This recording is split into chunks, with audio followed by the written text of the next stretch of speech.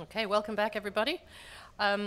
We remain somewhat behind schedule today, and we need to return to the earlier session reporting back on the monitoring program. Should we do that now? Yeah. I'm going to turn it over to Tamara Bergkamp to lead us through the discussion once we have gone through the FAQ content. As you will recall, before lunch we started going through revised and new FAQ content. We are now at number 4 of these proposed FAQs, and we'll go through these, and then Tamara will tell us more about the broader monitoring program. Bastian, would you like to help us with this? Yeah. Thank you, Judy. So the next FAQ that we've drawn up relates to a question that we receive more and more frequently, actually, and that is related to organizational changes due to mergers, acquisitions, ownership structure, and so on. And the question is, how do you communicate these changes? Because one of the ambitions set out in the standards is usually that you can actually compare year-on-year performance. And as soon as a situation like this kicks in, this is all out of the window, and what do you do? And what organizations are not aware of is that, very much in line with what's set out in financial reporting requirements, we have disclosures to explain just that. Changes to the organization's size, structure, ownership, but also a requirement to list all the entities that are covered by the report. So we actually have here the perfect response. It is already stipulated in the standards. It's just raising this to the attention of the practitioners. And it might seem like something that is really 1 in a million, but in actual fact, in some industries with ongoing merger activities, this has quite some relevance to the practitioners. Yes, and it is, with some organizations it is established practice already, but for most this is complete new element. Maybe also it's just another sign that there is more rigor to the process overall, and they look at their reporting also as a year-on-year activity, and they relate back to earlier reporting periods. So from our perspective, standards division's perspective, nothing controversial at all in what we're setting out here. It is just to be responsive to something that is becoming more and more urgent, just to have one narrative to set out in public. It goes beyond this slide, if I'm not mistaken. There's a second half to it.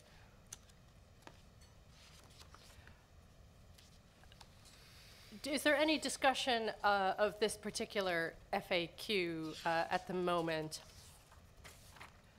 As Bastian said, it's a relatively straightforward thing because we already have this addressed as part of the standards, and what's being done here is really sort of bringing to the reporter's attention what recommendations and guidance there are. Okay, should we move on to the next one? Yeah. The next one pertains to GRI 103, the management approach. And here we have a question. I think we've elevated, again, a certain requirement as part of the standards. We've given more room for these management approach disclosures by assigning a single standard, and also in setting up the whole structure. We've put this into the universal standards, so for each and every topic, the expectation is to report on the management approach. Having said that, many organizations, especially when they're in the early days of their reporting on a particular topic, struggle with components of the management approach, and they have the questions, when can they actually use the reasons for omissions? And that's something that has been set out in the standards very clearly, but again, it's not known to the user yet. So we are trying to clarify this here, that there is a first component of the management approach, and again, this has two, as you've seen in the paper, this has two slides or quite some detailed content. So for the first component of the management approach, the explanation of the material topic and its boundary and so on, there is no reason for omission that can be used here, because we expect that as soon as you have a general understanding of a topic, you are at least able to describe why you suspect that it is material for your organization and what's exactly involved there. The second element, the management approach and the evaluation, could be things. Management approach is maybe not there when you first identify it as material. It's only the realization that there is something that you haven't dealt with. Management approach follows later. So that a reason for omission could be around that fact. And also certainly for the evaluation of the management approach, which is practice that only evolves over time. Oftentimes you see that only after years of reporting that organizations take a step back and ask the question, the way we've approached this in the first place, is this the right way of managing the issue?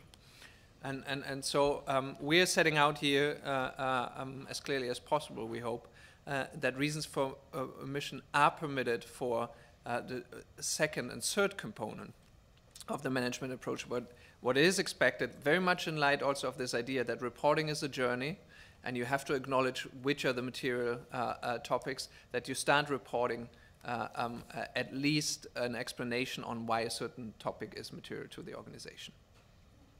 Yes? It's a minor issue, but the last paragraph in the beginning, this means that reasons for omission cannot be used for disclosure 103. Makes no sense if you are using this means. I would start the sentence with, reasons for omission cannot be used for disclosure 103, underline 1. Because it took me 3 times to understand what it's the link between this last paragraph and the one before it.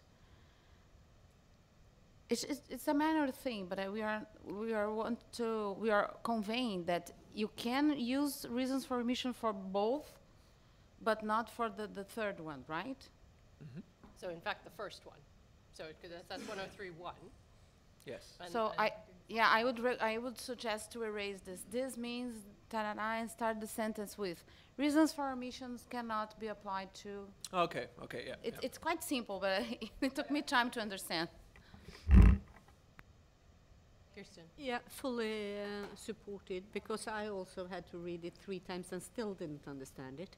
So just try to simplify it as much as possible. Thank you.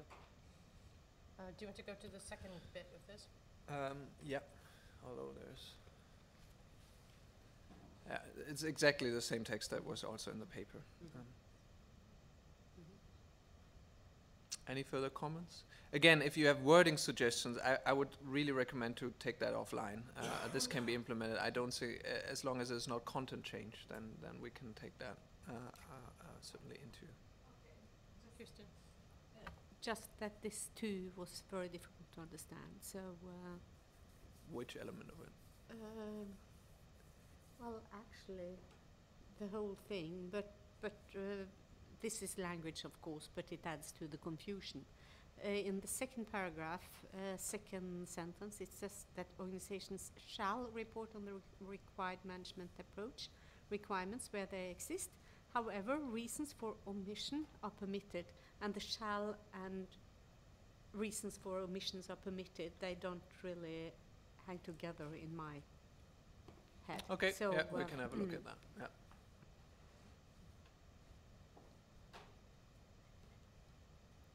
Any other? No? Okay. I think there could be a clarity sort of issue around the exact language here. But yeah, we will certainly review language, and what I propose is that we just bring that back as part of the summary in reviewed form. I've noted so far 3 issues in the 5. I would all put them all into wording type of changes. So there is no subject matter change here. Okay. Then moving on, we have one more item to flag, and we would like to have some first feedback from the group on that.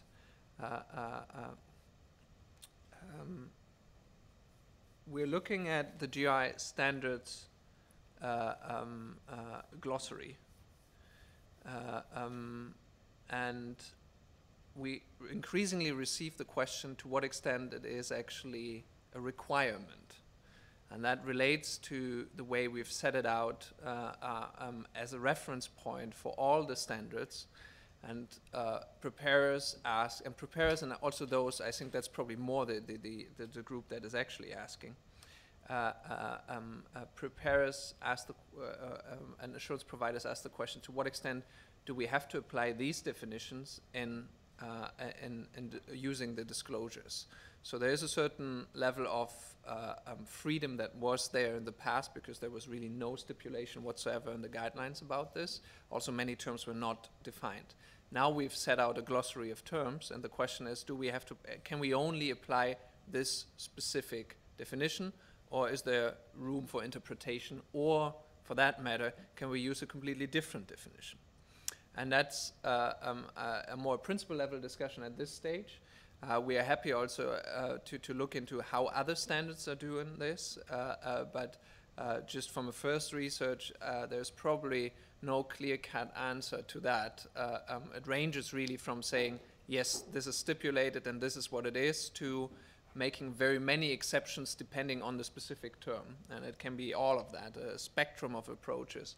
There is not one way of dealing with this issue. And just before we go into the 130 on the slide is just an oversight. It has nothing, no meaning whatsoever. Yeah, I think this is a good question, and it needs if not a clear answer, so at least a good answer. As a reporting practitioner, I have seen many times where we need to make another definition.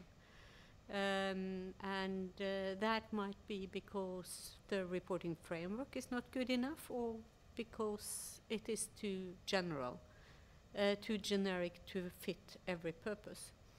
But what is of course very important when you make a change to a definition is that you are very clear on what your new definition is, and if relevant, also explain why you have a different definition. But it must be absolutely clear from the context which definition you are using and why you're doing it. Evan. I'm just going to second that. When I read this, I thought that deviations would only be permitted if you explained why the deviation exists, why the standard definition as established by GRI did not sufficiently meet your needs. So I think that if companies and reporters are able to do that, not only does that help readers of the report clarify what they're getting from the data, but also it could inform future iterations of the glossary itself. Maybe it could improve over time.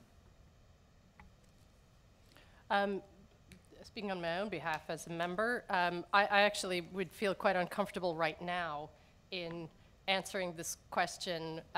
Yes, go ahead and tell us what your different definition is for things. Given the breadth of topics, the breadth of terms that are in the glossary, we could potentially be giving license for reporters to have completely different definitions of sustainable development, or of, like many different things that it just wouldn't really, I think, in the kind of specific analysis, be helpful for us to have variety of different approaches. I would like to see how other standards deal with this issue. For the time being, until we've kind of got a little bit more information about what we might be dealing with here, I would worry that we'd be opening the floodgates to sort of, kind of making your own approach as you go along. And I would rather, for the time being, accept that we'd like to hear some more about what this challenge is that people are dealing with. What specifically are some of the terminology problems that people might have? And until then, just say, we worked very hard on the definitions, and therefore, the definitions are the definitions for the time being, but tell us where the problems are, tell us where the deficiencies are, so that we can address this, and see if we really have to have an official definition, or we can have a more open approach to definitions. Sulema. And you're good. I do agree with you, Judy. I'm not comfortable to open up to the creativity of everybody.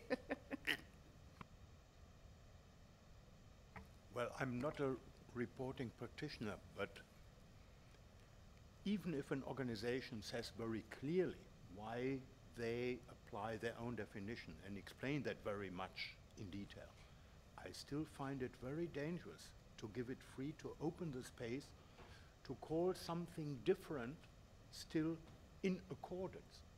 In accordance is a very clear formulation, and the glossary is clear. I tend not to allow that, to use the formulation, a report is in accordance, when the definition is maybe changed completely. We open here the box of Pandora, and I don't see what, or I would even say I'm afraid that this could damage our own aims that we are going for. I would not allow that. Okay, I have Julia and Stian and Kirsten. Yeah, I would agree. I also think it opens, I think last time we talked about GRI sort of not being a policing organization. So I think that tread carefully, certainly, but also that there's an issue of GRI doesn't want to be in the business of checking if people use different, if we allow people to use different definitions and then they do, if there's no check to make sure that that's okay, you know, I think that's a consideration here as well. It's certainly a difficult topic. Handling ESG surveys on a regular basis, we see the difference in definitions and, you know, how the analyst wants you to report. So, you know, I can only recommend thorough research before we make a decision on that. You know, a typical example is levels in the organization, you know, governance levels, whether you're an executive or senior manager or whatever it is. Every company has got their own classification, and if you prescribe, you know, a certain definition, then you need to change your reporting mechanism to capture the information. If we should not open up this Pandora box, which I don't really feel it is a Pandora box, but if we can't do that, I would rather say that we should not give an answer to this question in the Q&A, because a very strict, clear-cut answer that no, that's not possible, that would make it quite difficult in some situations.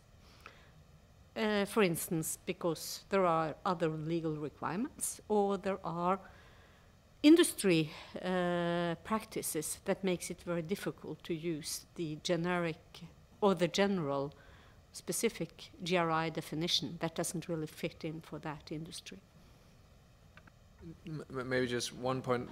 What we lack right now is actually the practitioner's feedback on which definitions are particularly worrisome in the glossary, because I think from a standards division perspective, this is usually not related to things like sustainable development or something like that. It is more with specific disclosures.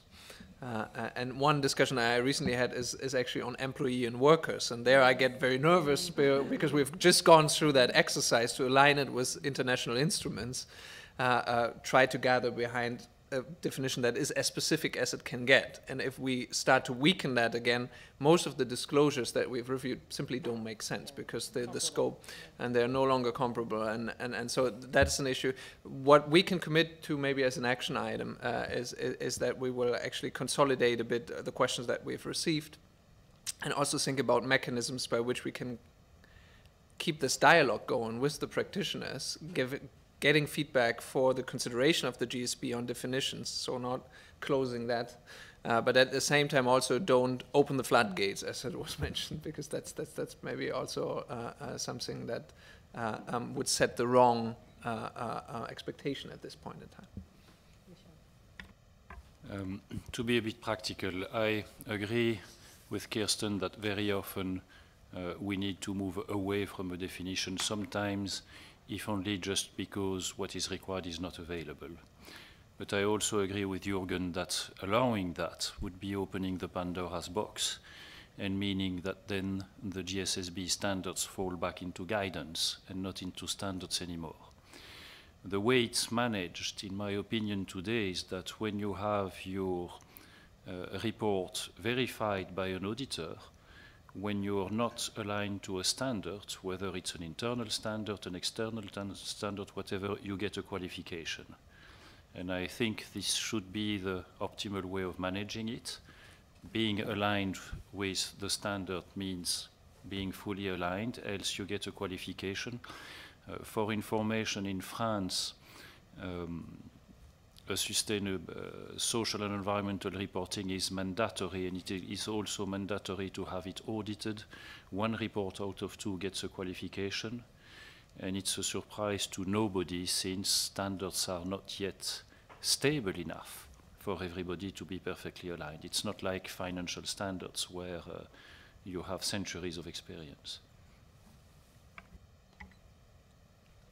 I think what you're hearing here, Bastien, is a combination of we recognize that there could be, you know, very legitimate challenges that reporters might face with some particular definitions, but in the absence of understanding what those specifics are, the risk for us to have a kind of generic response in either direction right now is not one that we're willing to take right now. So let's keep an eye on this. We'd like to hear more about the specific experiences and how we can make sure that we, you know, either deal with deficiencies in the definitions as they exist, or we deal with a more granular formulation of this question, so that we can give a more intelligent answer. Attila. Yeah, the granularity maybe also depends on the depth and spread of the glossary itself as well. Like the workers, employee definition is something like must have maybe, but the value chain against this is a much weaker terminology that can be maybe quoted for the overall report. Maybe reducing the size of the glossary and making that more mandatory and having a broader terms of reference document might be an idea. Could be.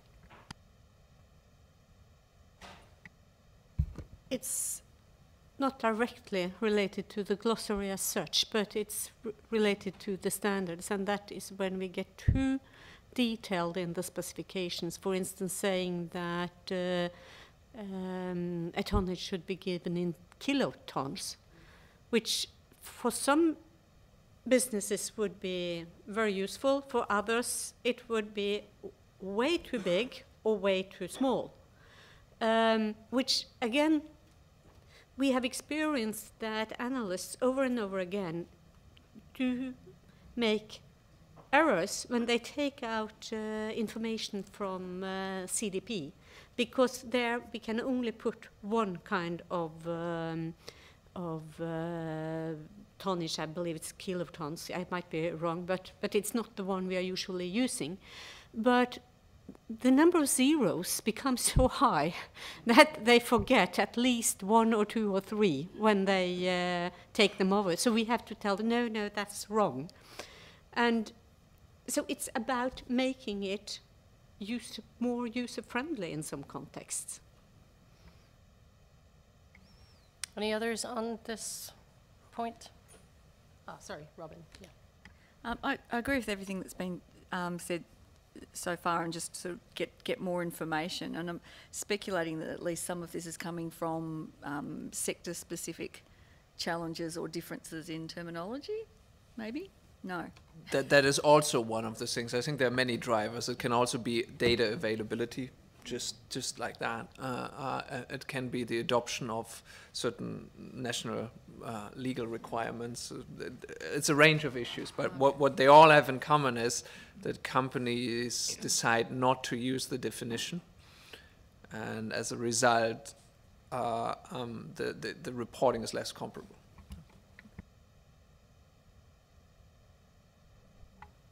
Okay. Have you got what you need on feedback on this, Bastien? Yes. Right. Okay. Now, Tamara, thank you for being patient with us. You should have done this about 6 hours ago, I think, but it's one of those things. Welcome.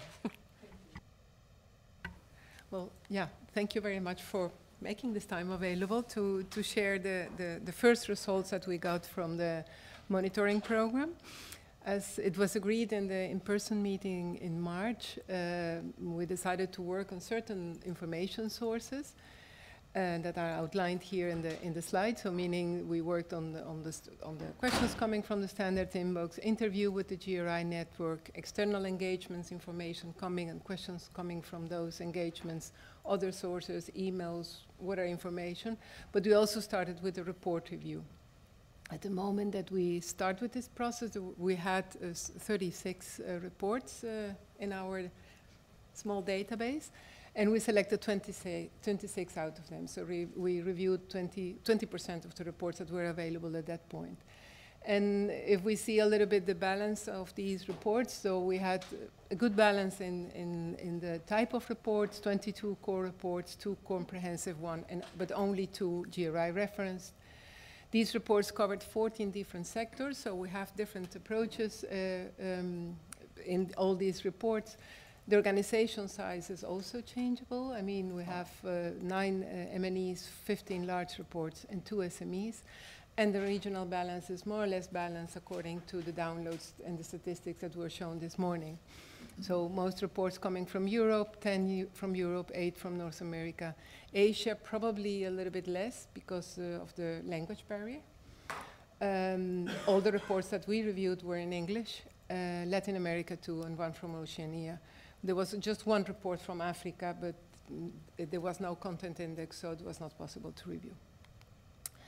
What was agreed in that meeting with the GSSB, that we would focus the monitoring activities on these issues, so on the usability of the standards, on the process to define report content, the topic boundary, management approach, and the in accordance criteria.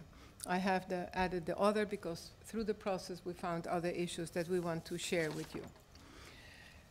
So first of all, on the usability of the standards, the findings were very positive. In general, people received the standards very well. We're happy with the language, happy with the way how it is structured. It is clear, it is understandable. So there were no strong comments on that. So I think that is a good result, especially for the clear language, very precise requirements, that people felt positive about this. About the standards as they are now. When we move into defining report content, the application of the principles and the use of the clarified definition of impacts, we have different situations. So on one hand, almost all reports, so 22 out of 24, and I'm focusing only on those reports in accordance, mentioned that they have some description on the process to define report content. But and also the same, they say that they have applied the principle. This is a little bit less, so half of the reports said we applied the principles. A few of them go a little bit deeper, like around 9 of them. They said we have applied the materiality principle, and some of them go in a little bit further explanation. Sometimes it's just a showing of the matrix, and that is the process to define report content, and that's it. It's a little bit the same result that Veronica shared with you this morning. When we go regarding the application of the principles, that is in general a general statement, but I just want to also add here that sometimes through reading some of the disclosures, you see that some principles have been applied, for example, the context principle. And for sure, stakeholder inclusiveness, because there are specific disclosures, there is information about that.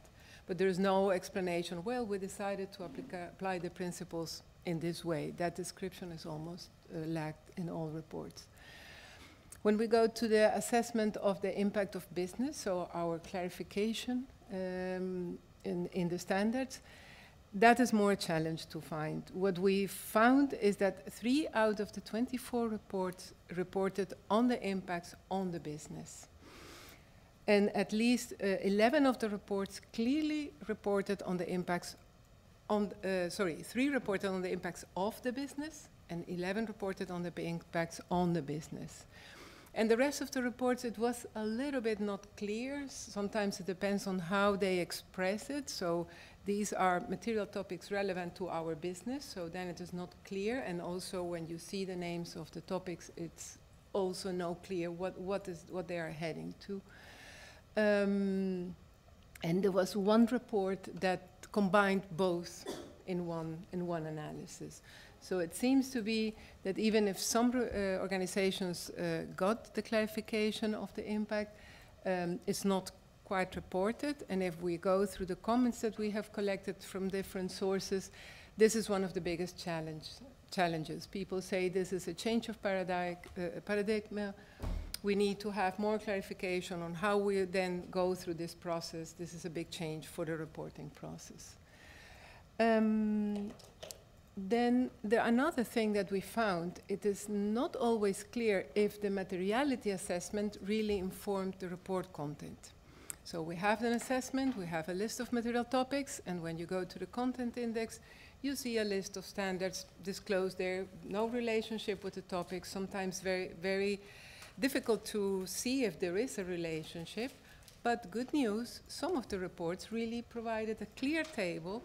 They showed the material topics, they showed the list of GRI standards, and the relationship was quite clear.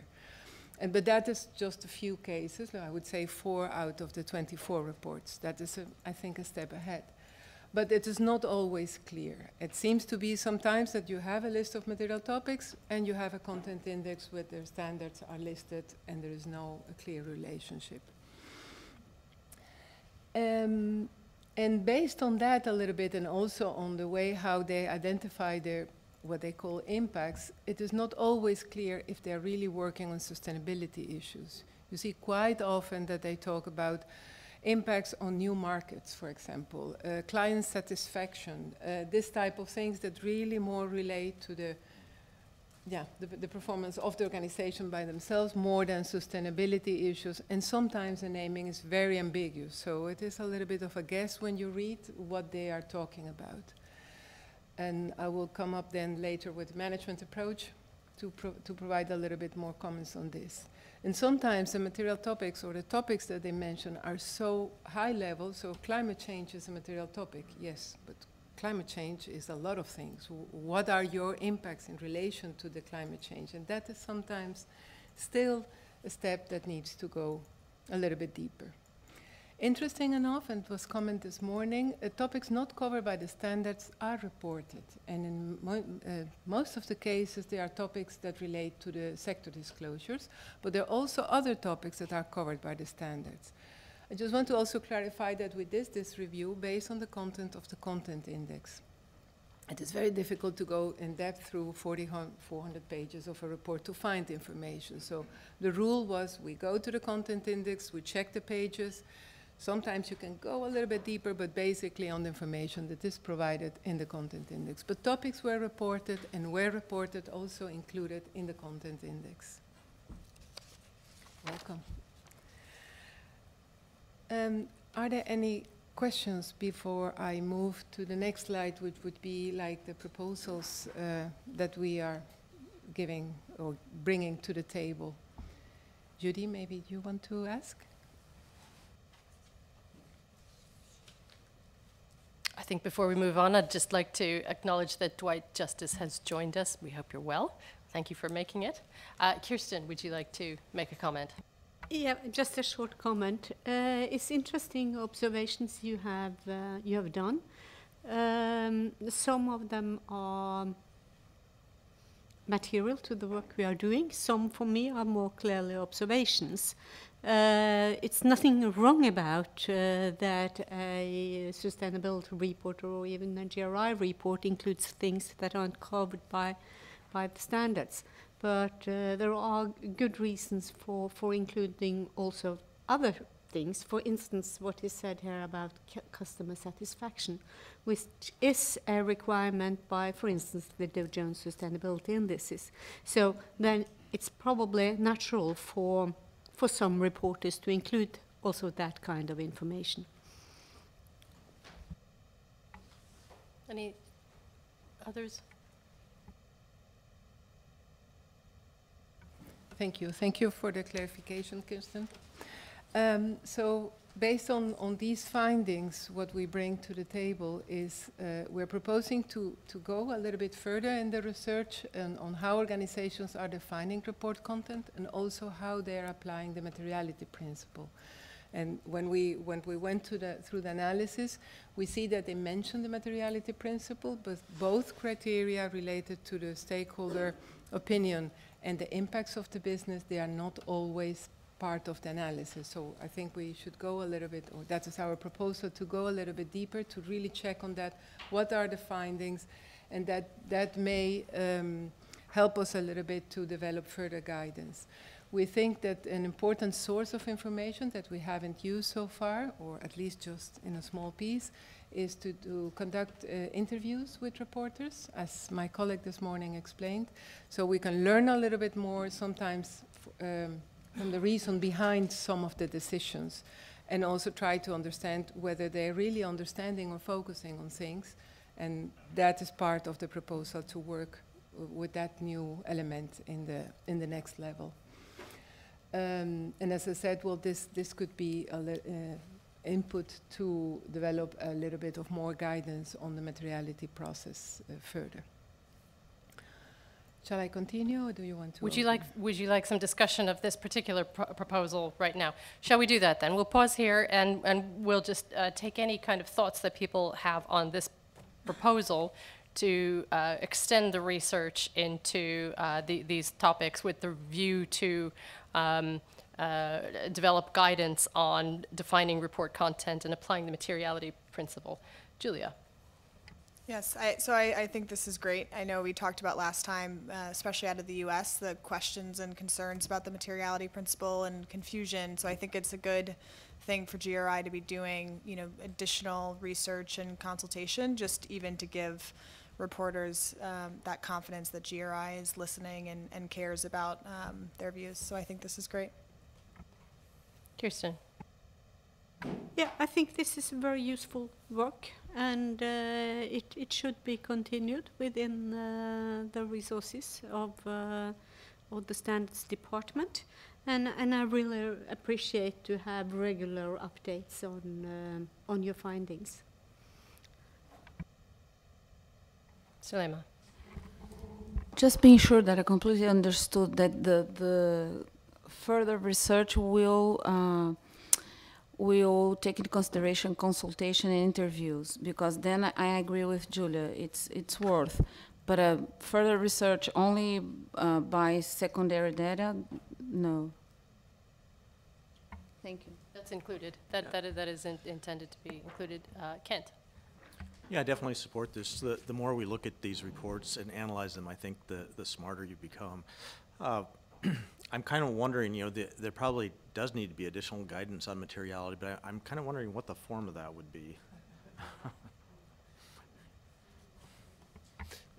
I think one reason for the interviews is we're trying to get it's easy, and I think if you conduct interviews around financial materiality, you get a lot of the same feedback. And when you look at financial reporting standard setters and the guidance that they've issued in that regard, it's also rather slim for that reason, that it's a bit unspecific what the further guidance, how much do you want to give in terms of guidance, where you cross the bridge between guidance and telling people, stipulating what is material for so that's one thing.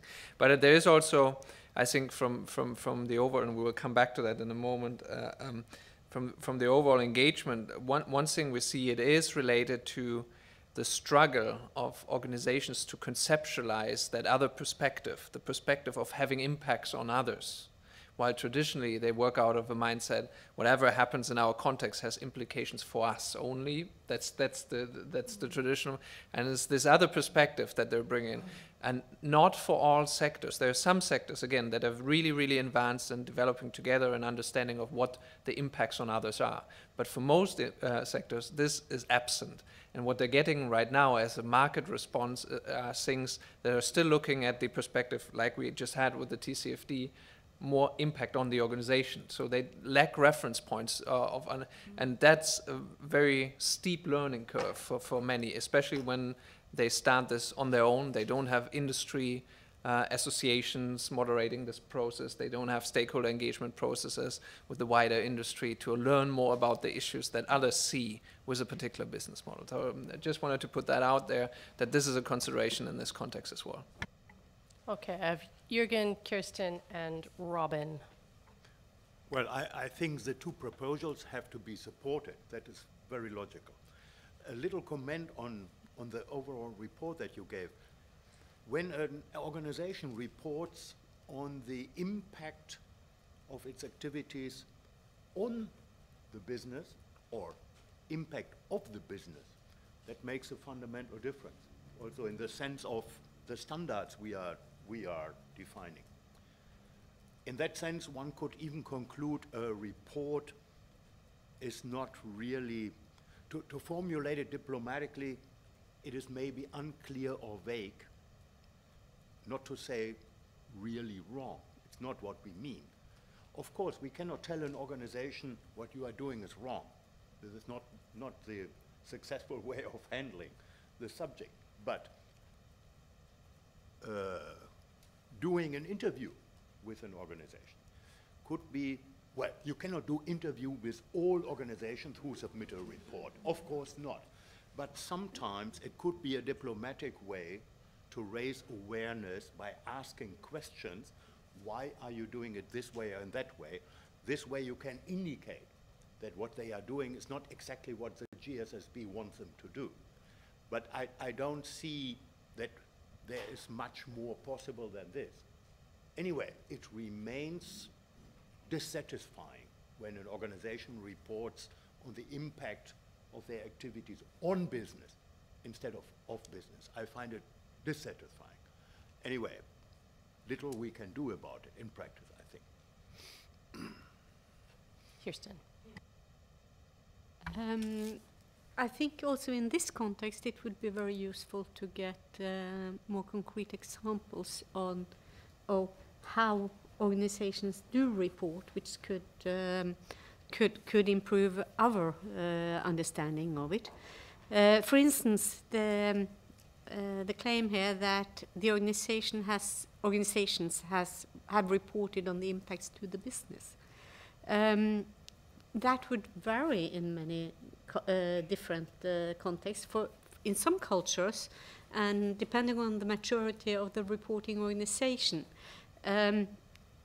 the impact on the business and the impact on the environment, economic and social could be interdependent.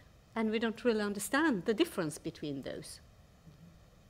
And that's also important to understand here. Robin, and then Dwight, and maybe we should try to move it along at that point, yeah? I just had two quick things. I suppose one is a comment about the practitioner interviews, similar to the comment before about interviewing some of the consultants or providers, because they might be obviously rolling out the same methodology to a bunch of different clients. So you see those excesses repeated in successive reports across different sectors, because there's a very strong herding instinct. People look at what's being practiced.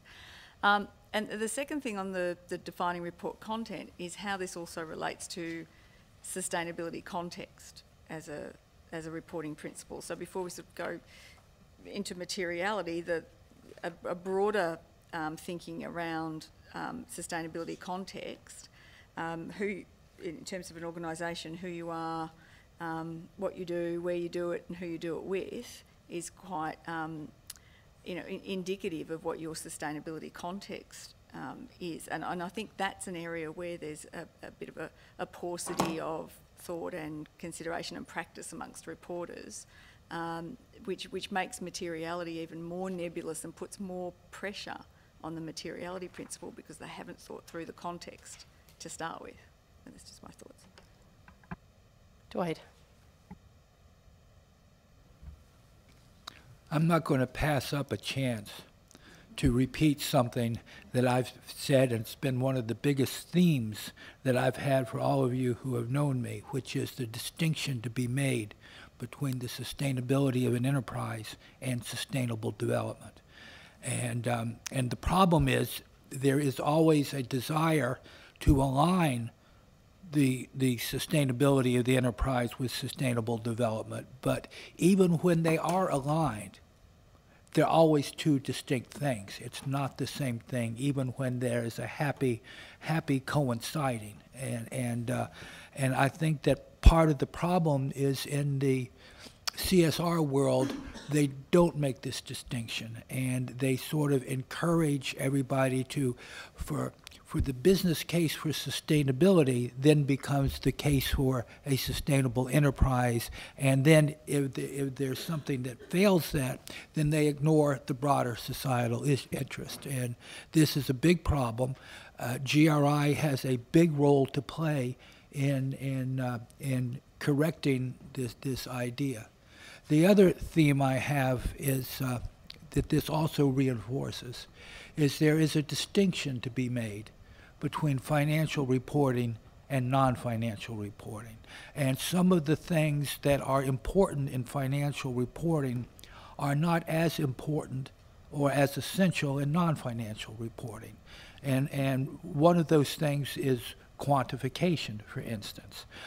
But another thing is the test of materiality. That's why you have this impact thing. And it's not well understood by people who are more familiar and rest their thinking on financial reporting. And one of the roles I think for GRI is to make sure that this distinction is understood and recognized, particularly by people in the financial world. Thank you very much. Tamara, are you happy to carry on? Okay, thank you. Thank you. So the next area that we researched was on topic boundary. We have important clarifications in the new standard, in the standards, and we wanted to see if that was followed by organizations. So we found that almost all reports had reported, 20 reports out of 24 reported on topic boundary, so that was good.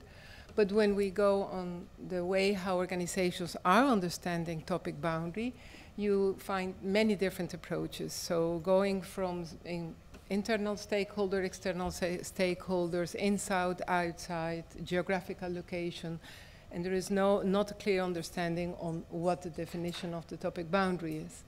If we go a little bit deeper in the first disclosure of the management approach, there is very little reporting on this high-level statement of the organization's involvement with the impact. That is almost not reported, and when it is reported, it's just a very, very high-level statement.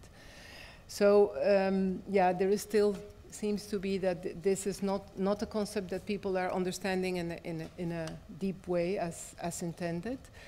We are also asking in the standards to describe the process to define the topic boundary, and we just found one report that provided certain description on the process on how they go through their supply chain to identify where these issues are, but all of the rest there is no reference to this in the report. We think when we go to the questions, we see that we have very few questions on boundary, also through the standards inbox. And if we counted them, and there were like 4 questions in 10 months. So it is telling something about how people are, maybe they think they understand what the process is. I must say the same table that they use to define the relationship within the material topic and the standard, they also put the boundary there. So there is an understanding that you need to report boundary for each material topic, but the concept of boundary as such is not clearly understood and not clearly present in these reports.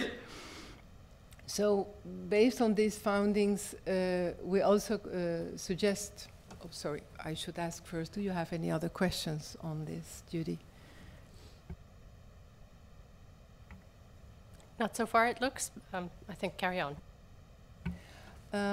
So what we are proposing is to go further into research how organizations understand and report on boundary, but again, based on the understanding what is in a report, and then going back to the company to ask the important questions of their understanding and having a little bit more of background so that we can bring that to the table and, if needed, then develop further guidance. Judy? Any discussion on this proposal? I mean, I think based on your earlier discussion and based on our earlier discussion of the materiality and content selection process, it seems like a sensible thing for us to also pursue some more information in the boundary area. So my sense is that that would be supported by the Standards Board.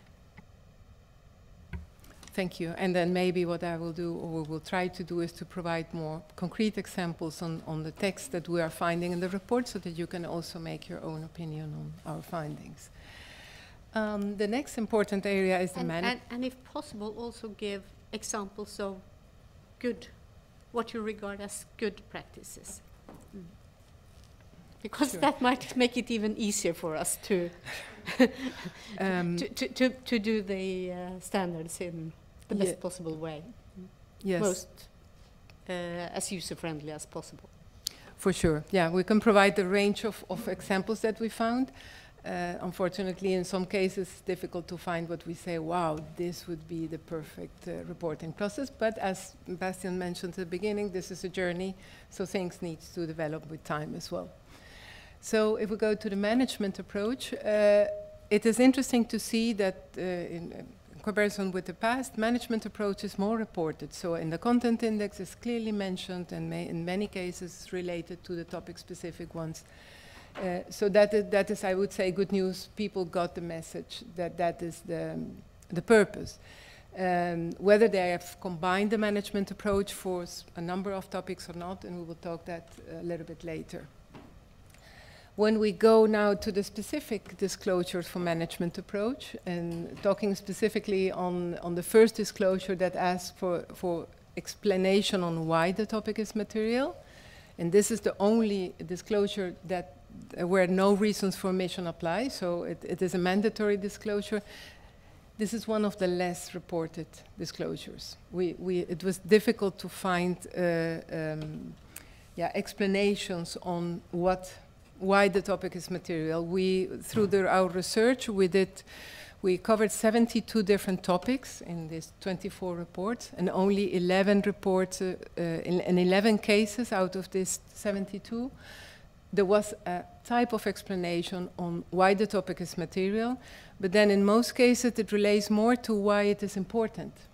So, for example, why working conditions is important because we want to retain good quality of employees, for example. So, and I'm not using exactly the words, but that is more or less the trend that you see. In occasional cases, you can find something else. But there is still work to be done there from our understanding, and to maybe flag it in a more stronger way. This is important, because if you can explain why the topic is material, you are understanding your impact, or your impact should contribute to explain that. And that is not what we found. Then that reinforces a little bit what Bastian just mentioned, the understanding of that you are looking for the impacts of your business. That is something that is still not very clear in many reports. If we go to the second disclosure that refers to the management approach and its components, it is a clear disclosure. That one is more reported, and that was also more reported in the past in G4. So they also, we have found that there are different levels of reporting in this, so more detail or less detail, covering some of the components or not. It is very rarely to find what is the purpose of the management approach when we ask organizations to explain, okay, why are you doing this, to mitigate, to compensate, whatever, that could not be found. And then the last disclosure related to the mechanisms to evaluate the management approach. We see a little bit of reporting, so half of the reports mentioned something about it, but also on a very high level, sometimes like statements more than something that is substantial.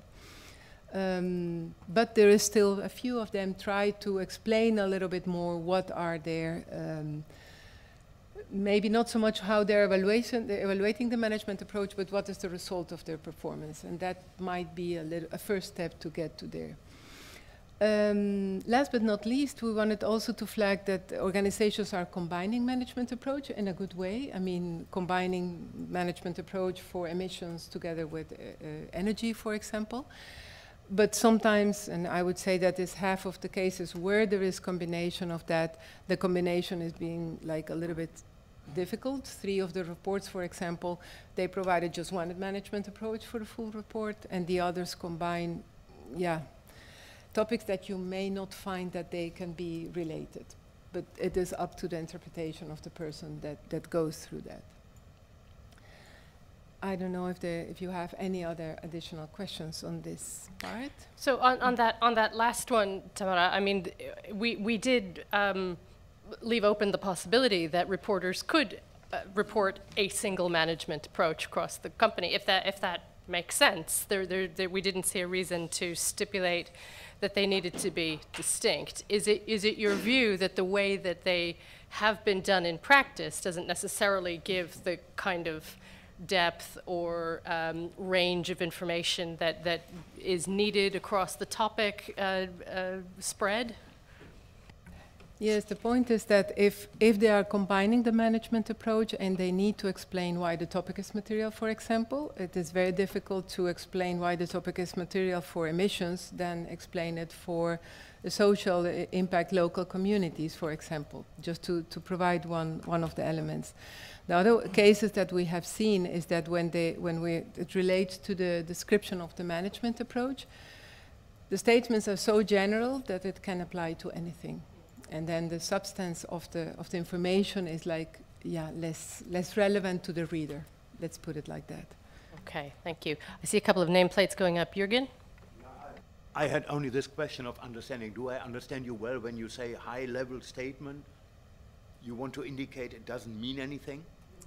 It's so general that you can do something, that you cannot do anything with it. In that case, I would consider it not very high level. Well, what we found in many cases is boilerplate type of sentences. Like, okay, this is, and even sometimes like text from the standards that is included in the report and that is showing. I don't mention that this is for everyone, but yeah, you find these high-level statements, we want to do good for the world. Nice. Okay. Right.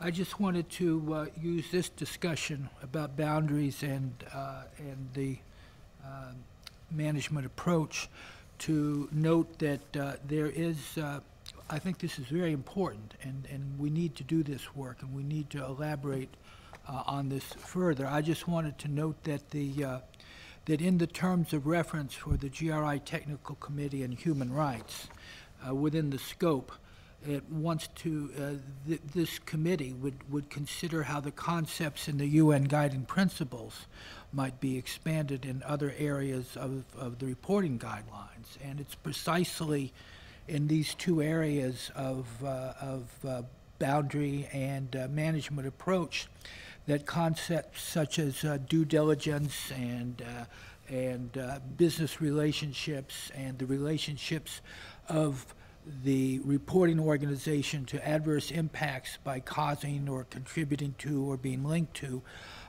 I think that there is a real hope, I think, at least a hope for me, that the result of this work in the Human Rights Committee and this work can provide some kind of guidance that can provide a better understanding of why a good management approach narrative is going to be maybe the best option for a lot of negative impacts. It's, you know, you can report more on what you're doing to exercise due diligence, and it might make more sense than in some of the sort of quantifiable but ultimately meaningless data you get in some of the supply chain discussions.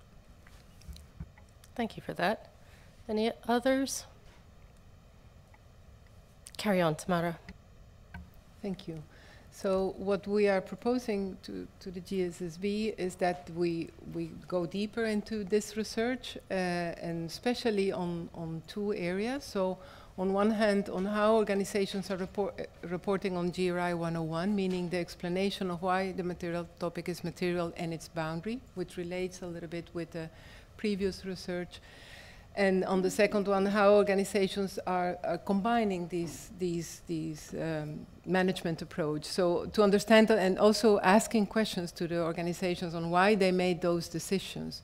So that helps us to understand a little bit what is the reason behind, or yeah, some clarifications can come up, or we can have better views on providing further guidance on how to do this type of combination of management approach.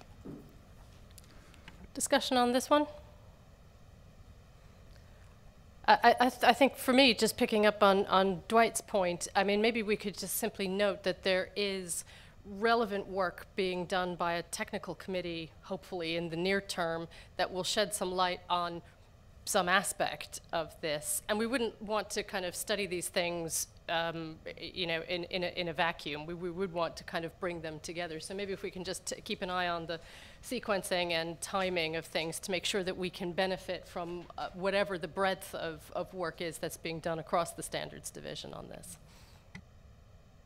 Yeah, I think just to go back to that notion, we will have to take decisions on how we prioritize the different research areas, and that's good input for us for the coming months, because we could clearly develop these kind of inputs that move into the next processes for standard setting first, and deprioritize some of the other issues that Samara will be suggesting. Dwight. Maybe there should be some more specific language in this proposal with regard to boundary, which is the relationship of the reporting organization to the adverse impact, because that is getting into this cause, contribute, link to notion. And then with respect to the disclosure and management approach, the notion of due diligence. And maybe if those words were in there, then this link with this other technical committee and this thing will not be lost. I think that is flagged in the topic boundary discussion, but the language that Dwight used is quite clear, I think. Yeah. So.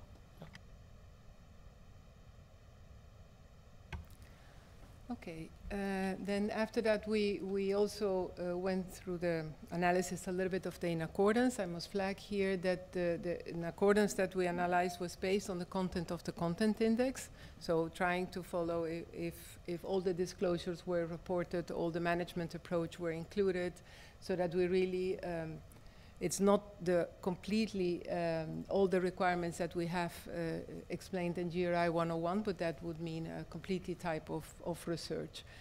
But what we found is that, yeah, the things that are not completed to be in accordance, to say so, is that for on one hand, not all the material topics are reflected in this content index. So then, and again, that comes back to the what I mentioned in the beginning, that there's no clear relationship with the material topics and the content index. And not always the management approach is reported for all topics, and it is not present or the report. So there are some of these issues that may need a little bit further, yeah, in the FAQ maybe just clarification, not extra guidance, but just clarifications. And by the way, these are also questions that are coming from different sources. So how should I do this? How is it mandatory to report on all reporting requirements? Is it mandatory to have a management approach for each material topics, and so on?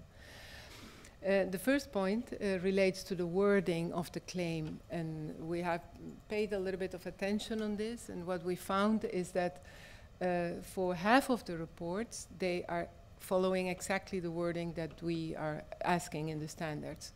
But some of these organizations also went through one of the GRI services, so they were pointed out to that one.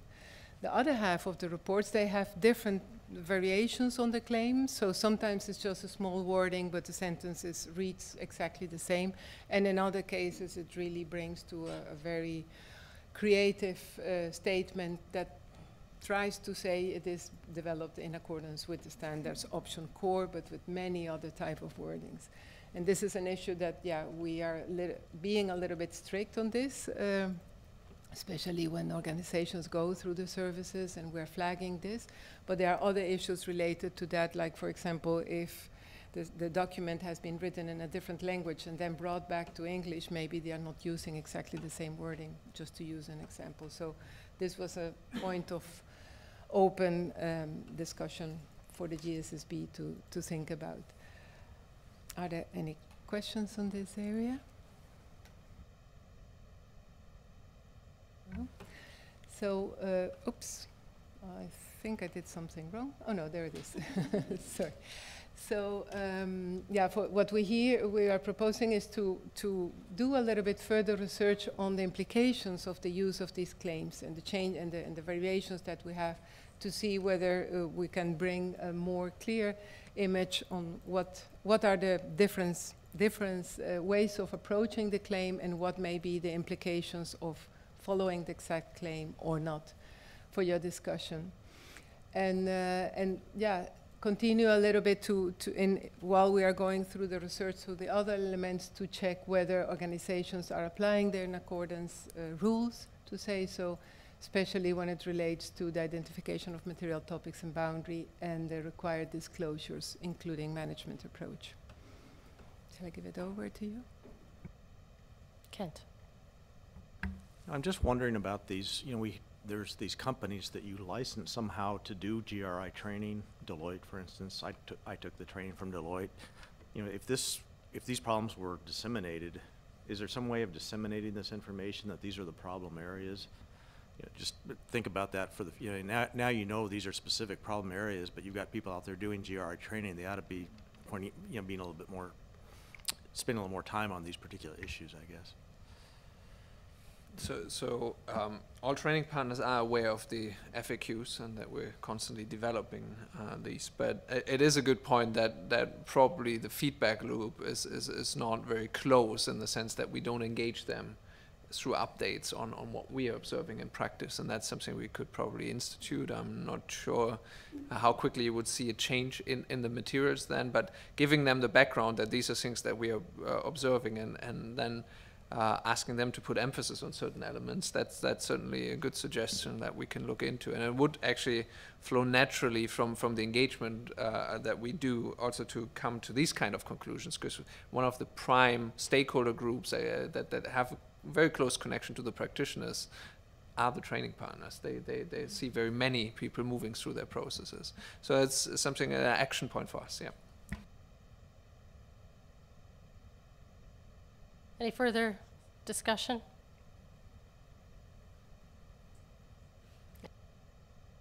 Please go ahead. So last, again, I think I did something wrong here. So last but not least, I just want to very quickly go through the content index and the reasons for omissions, and we have included this in others because the content index is the navigation tool through the standards. And we have found some small things that we think needs to be flagged, like, for example, organizations are reporting according some of the needs that we have explained in the standards, but for example, one of the things that is not always reported is the year of the standard. And while we are moving now to issuing new standards, it will be an important point to flag through a content index. And other deviations may be smaller, like not providing the title, but that is not something that may have further consequences. And then not always they are providing references to pages in the report, and we just had a discussion on that. So it is an important tool that we need to really make clear in the FAQ how important it is, so that organizations can use it and report on that. We also, while we were doing this, we checked on the reasons for omissions. They are hardly used, by the way. Out of the 24 reports, only 6 of them use them. And when they are used, sometimes they use them according to what we indicate in the table, but in other cases, they just mention, okay, we don't have the information, and don't provide any other time frame to go to this. So because we are going to review further reports, we will maybe go anyway through going a little bit deeper into what we find in these content indexes. I just want to use one last minute to tell you about what we found in the reference reports. Only two, not enough to have an understanding on what it is, but they are used in completely different ways. So we will see further how that will happen. And then the next steps that we are planning to do, so we will continue the revision of the GRI base reports. We will be using some in-house resources as far as that is possible, and we are starting with the external reviewers, as Bastian mentioned this morning. We will conduct some interviews to understand the approach on the reporting process. We are developing a questionnaire for training partners, by the way, to see what they find, but this is also a good way of then engaging and maybe done in the future, sharing also results.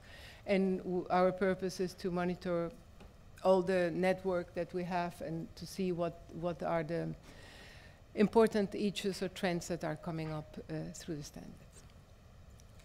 And I think, yeah, thank you. Further discussion for Tamara on this monitoring activity? I think we asked the Standards Division to conduct this research, and I think it's very interesting for us to understand the kind of real-world practices here, and obviously it's something that we want to keep abreast of as we have more and more experience with the standards. Nankumar. I have a small suggestion. Since even though you will be updating the training partners, but they will not be, let's take for example, I have taken a training today. Now, I will not be taking the training for next 1 or 2 years. So it will be good if the GRI puts small e-learning modules, which those who have undertaken the training can revisit them whenever there are such updates. It may or may not be open to all. It may be open only to those who have taken the training. So that they get constantly updated. Just want to pick up on that discussion on how we actually promote this FAQ section on the website, because while we're probably relatively, compared to others, quick in updating this, and we have only 10 months after the launch of the standards actually quite a body of work there and contents that are helpful. We can see right now that very few stakeholders are engaging with that. So as an action item for us, we will also come back to you with a proposal on how we can communicate that more widely, including the training partners. And I appreciate also the input on how we can maybe present contents in a different way, not just a write-up, but maybe just very brief tutorials that we put online. We have seen now with the web contents that we've created, so the just the introductory animations that we had for the standards and all of that. These are the most popular contents actually that GI issues outside the standard documents. These are frequented by very, very many people because it's just in a couple of minutes main takeaways. And maybe that's a format that we can explore also with our communications function. Thank you. Okay, thank you, everybody. Thank you, Tamara, for that. And thank you for being patient with us, with our timing. Speaking of which, we are meant to have another substantive discussion here on the governments and stock exchanges update. It's now 5:20. Would you propose, Bastian, that we carry on this discussion? I would propose, so that's exactly to test whether we would have the opportunity, the colleague Karen is here, to present the policy piece and carry this stock exchange element that Evan will be contributing to tomorrow, or we would start with this item tomorrow morning, if that's possible for you, Karen. Yeah, so. So how long is the policy piece? Is the Standards Board happy to shift their brains to the policy overview for the next 10 minutes? And then, Evan, would you be happy to carry on with the stock exchanges discussion first thing-ish tomorrow? Great. Yes, certainly. Okay, thank you. So why don't we do that? And thank you, Karen. And while we're setting that up, what I'll just say is that the remainder of what's written into our agenda is basically a few minutes for reflection. We've heard a lot today, and I would propose that following this next 10-minute or so slot, it would be a lot to ask you to try to consolidate everything that you've heard. I think perhaps if we can give ourselves a little bit of space to breathe and relax a little bit, we'll do a much better job of it, a bit informally this evening perhaps, but more explicitly tomorrow, if that's okay with everyone. Okay. Karen. Hi, everyone. Thank you for having me. I'm Karen Diaz, the policy coordinator of the Chief Executive Team, and I'll be telling you a bit more about the sustainability reporting policy landscape. So to start off, I just want to relay my very brief agenda. I'll be looking at GRI and sustainability reporting policy worldwide, giving you a short snapshot of the state of play of corporate social responsibility or responsible business conduct, and looking into the policy trend of supply chain due diligence. So first, I would like to tell you a bit more about what the policy team has done to get GRI in policy and what the Chief Executive Team will continue to do to advance sustainability reporting and in the global political agenda. So policy and advocacy is a central pillar for progressing GRI's vision and mission on sustainability reporting and corporate transparency. We're really working hard to create greater policy coherence across the world on these topics, and GRI has played an important role in getting governments engaged and pushing the envelope. And in this sense, policy has been more than just policy. It has been an opportunity for launching mainstream sustainability reporting forward. And you can see it here. There is an increasing number of governments and capital market regulators that are adopting policies and regulations on sustainability reporting. GRI is currently referenced in more than 100 policy instruments in 50 countries and regions. Now, one of the main ways that GRI continues to observe and measure progress in the policy arena is through our internal policy database. And in the database, we try to capture the most relevant sustainability reporting instrument issued by governments and capital market regulators around the world.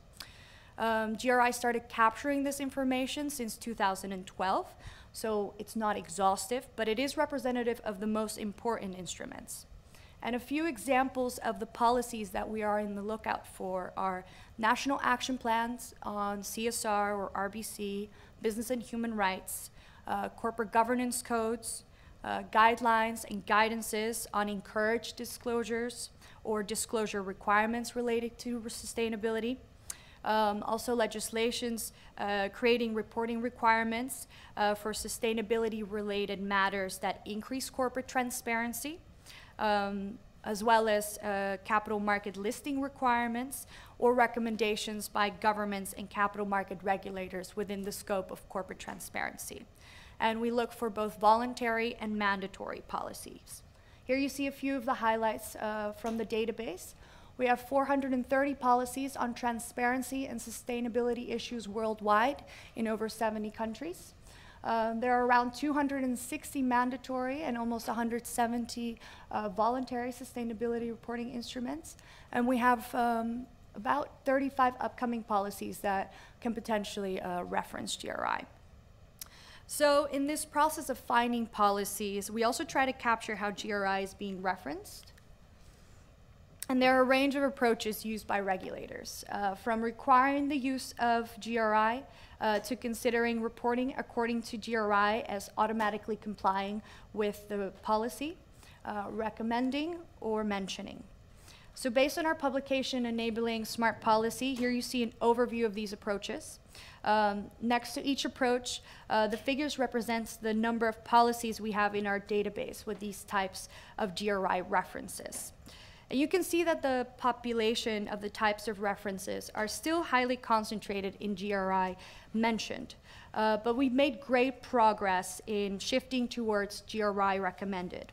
The team's initial approach was attaining more references to create the right environment for making GRI the global standard on sustainability reporting. But as we move forward, we are strategizing to move away from quantitative to qualitative references. And this is something that Jean Andrews and I, along with the support of the rest of the chief executive team, will be working towards in the coming months. So in order to give you some examples of how GRI has been referenced in 2017 and 2016, I've selected a few policies that I want to highlight. France released its National Action Plan on the UN Guiding Principles on Business and Human Rights, and GRI was mentioned. And we have not had a reference in France, so this was something to celebrate.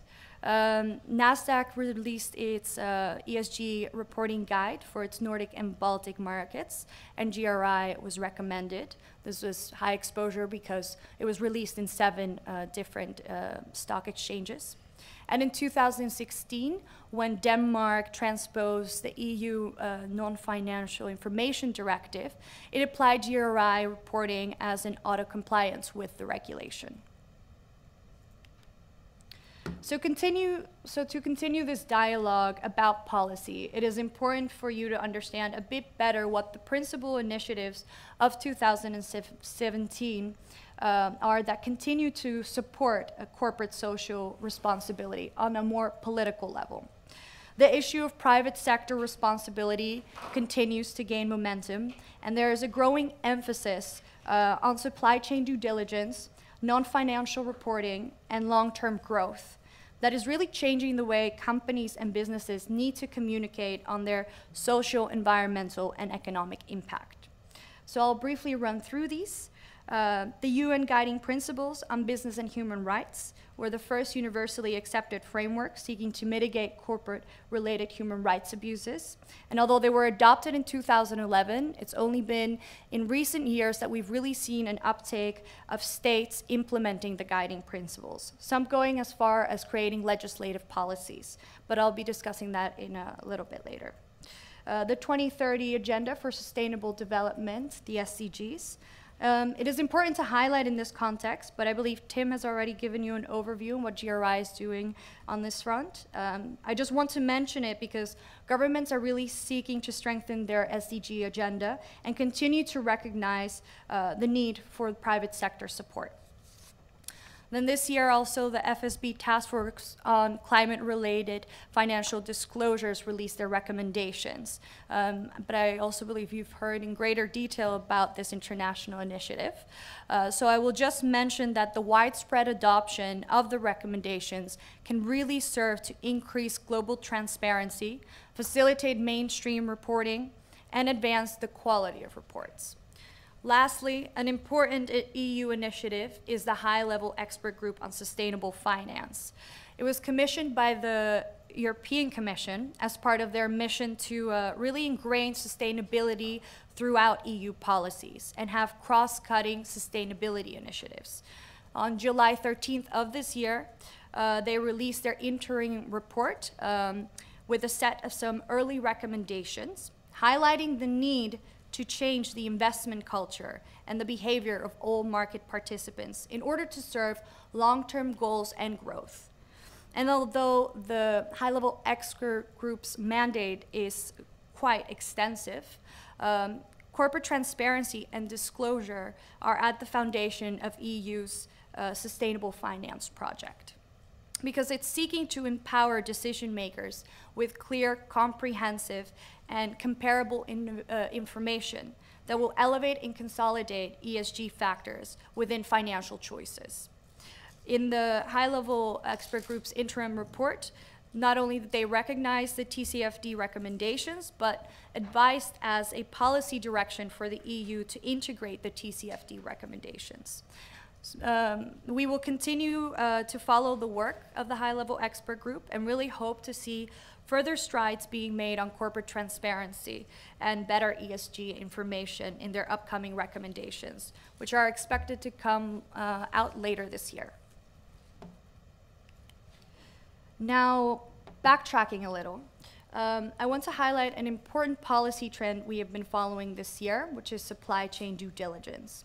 So on a more concrete level, there's a rise of governmental legislative initiatives that are really trying to create a norm for businesses to communicate on corporate due diligence.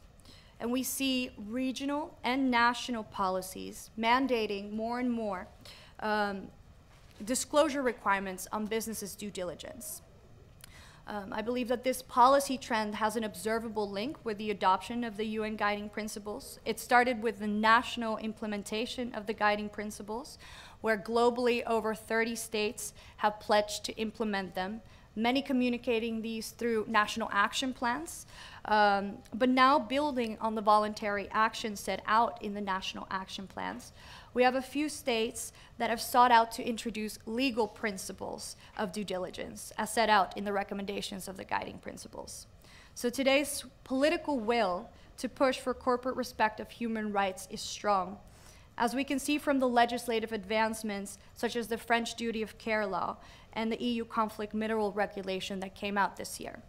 And there are a number of countries that are in the process of developing due diligence regulations, like the Netherlands, Australia, Switzerland, and the UK is currently looking to amend their transparency in the supply chain section of the Modern Slavery Act. Thank you so much. That will be it. Thank you, Karen. That is really helpful. And it's an incredibly important reminder for us that the policy area is fundamental to GRI as part of its strategy in terms of creating the sort of supportive environment for good quality sustainability reporting and the use of that information. And it's also, there is very much a kind of a dialogue, really, between our creation of the standards and the setting of policy. They do respond to each other over time. And so when we see changes in the policy environment, that's all kind of culmination of things that have gone into it. And then in the future, it's up to us to respond to some of these as we continue to evolve the standards. Does anyone have any clarifying questions or specific pieces of feedback that they'd like to provide now? As I say, we'll sort of do the remainder of this session with the stock exchanges tomorrow, which Evan will talk us through. And Dwight, yes, you'd like to make a comment. Well, actually, this time it is a clarifying question. The question concerns the use of the term mandatory and voluntary. When you use the term mandatory, are you referring specifically to legally binding obligations? And how do you define the word voluntary in this context? Well, it really depends on the policy you're looking at. If you're talking about, for example, capital market listing requirements, that is mandatory. There's no way around that. The non-financial information directive, that will be mandatory. So if countries are not transposing it, that will be an issue. If you're talking about voluntary instruments, that is a wider range. So that can be guidances, that can be, we've typologized national action plans as voluntary as well, because there are more strategies. So in that sense, how we've classified voluntary is far more flexible, but mandatory is really legal. The reason I'm asking is obviously you're using mandatory in the sense of legally binding. The issue of voluntary is there's also a different question, because you can have a voluntary standard that isn't optional. So the implication is of the use of the word voluntary is that it's always optional. But in fact, there's really three things. There's legally binding, non-legally binding but always applicable, and then voluntary and optional. So there's really three ways, I think, to look at this, and not two.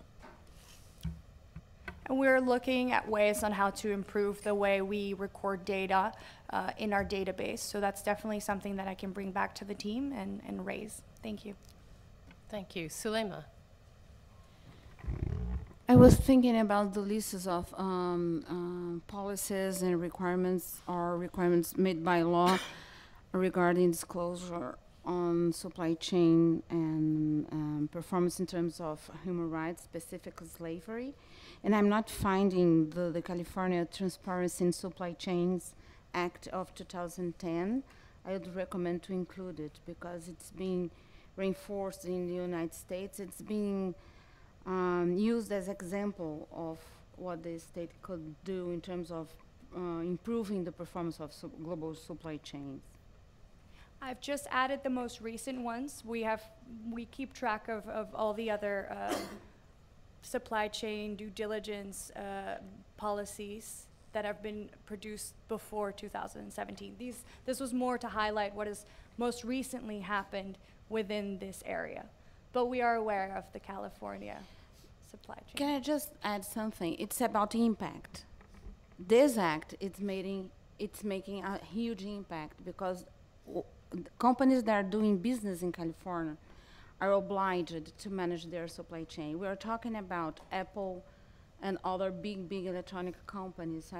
I would include it because of the impact of this legislation. Thank you. Okay, thank you, Karen. That was very helpful, and thank you to everyone here in this room and also down the line. Daniel, well done for sticking with us during the day today and for getting up so early for us in the first place. And I'd also like to express our gratitude to any of the dedicated stakeholders who may be listening on the webcast.